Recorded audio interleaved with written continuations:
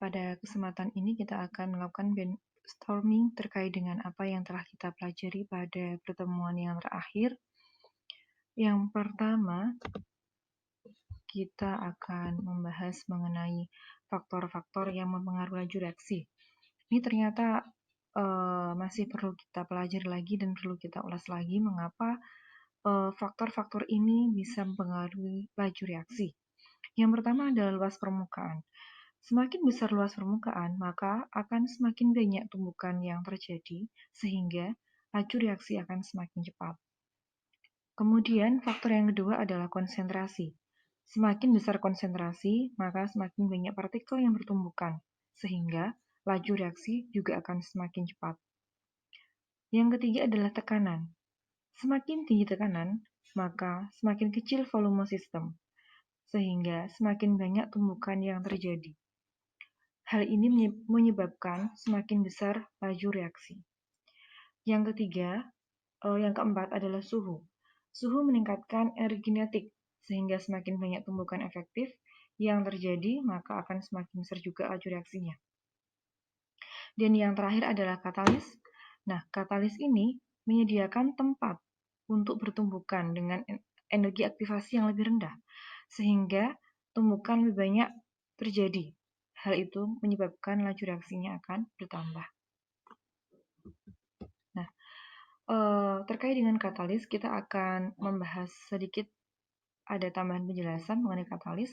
Misalnya adalah suatu reaksi perusakan ozon, yaitu ozon bereaksi dengan oksigen radikal menjadi dua buah molekul oksigen.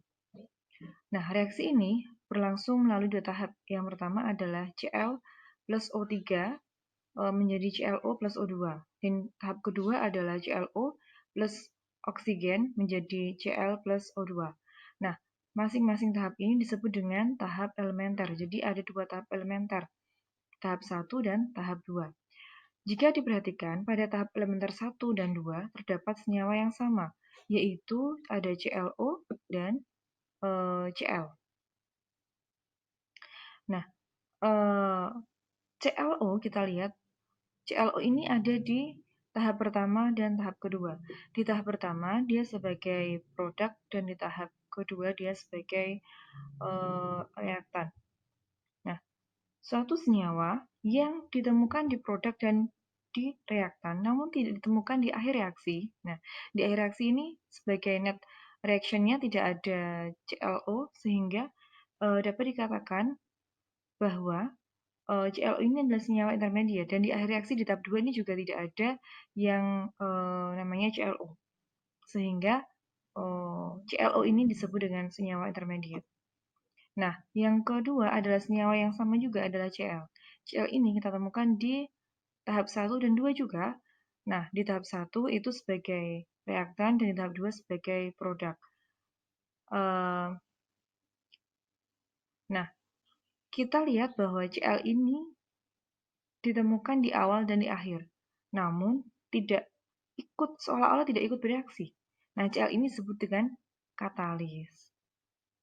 Nah, ada dua jenis katalis, yaitu katalis homogen dan katalis heterogen. Nah, apa bedanya? Katalis homogen ini terkait dengan fasa. Jadi kalau memiliki fasa yang sama dengan fasa reaktannya, maka disebut dengan katalis homogen. Nah, kalau memiliki fasa yang berbeda dengan fasa reaktan, maka disebut dengan katalis heterogen. Nah, kita lihat bahwa Cl ini adalah memiliki fasa yang sama, yaitu sama-sama berfasa gas, sehingga dapat dikatakan bahwa Cl ini merupakan katalis homogen. Nah, selanjutnya kita lihat diagram energi dan koordinat reaksi dari reaksi yang terjadi tadi. Yang A ini adalah kita lihat bersama, A ini adalah reaktannya. Kemudian F ini adalah produknya. Ketika terjadi reaksi, maka dia harus melewati senyawa intermediate dengan energi aktivasi adalah E. Nah, kalau yang E ini adalah energi aktivasi tanpa katalis, Sedangkan yang D ini adalah energi aktivasi dengan adanya katalis. Nah, di sini yang C ini adalah senyawa intermediate yang sama, tetapi dengan energi aktivasi yang lebih rendah. Dan G ini adalah delta H reaksi atau entalpi reaksi. Nah, selanjutnya kita akan lanjut ke teori tumbukan. Syarat-syarat adanya reaksi itu yang pertama adalah terjadi tumbukan yang menyebabkan reaksi yaitu tumbukan efektif, yaitu tumbukan yang memiliki energi aktivasi yang cukup. Yang kedua adalah molekul reaktan harus bertumbukan sesuai dengan orientasi. Ya, orientasi ini adalah arah tumbukan atau posisi masing-masing reaktan saat terjadi tumbukan. Dengan posisi yang tepat, maka akan terjadi tumbukan efektif sehingga reaksi dapat terjadi. Sebagai contoh adalah reaksi dekomposisi dari HCl, di mana HCl mengalami dekomposisi menjadi H2 dan Cl2. Nah, ada 5 kemungkinan orientasi atau posisi terjadinya tumbukan antara HCl dengan HCl. Namun, di sini dari kelima kemungkinan posisi tumbukan, hanya satu kemungkinan terjadinya tumbukan yang efektif atau menghasilkan produk, yaitu tumbukan yang memiliki orientasi yang kelima.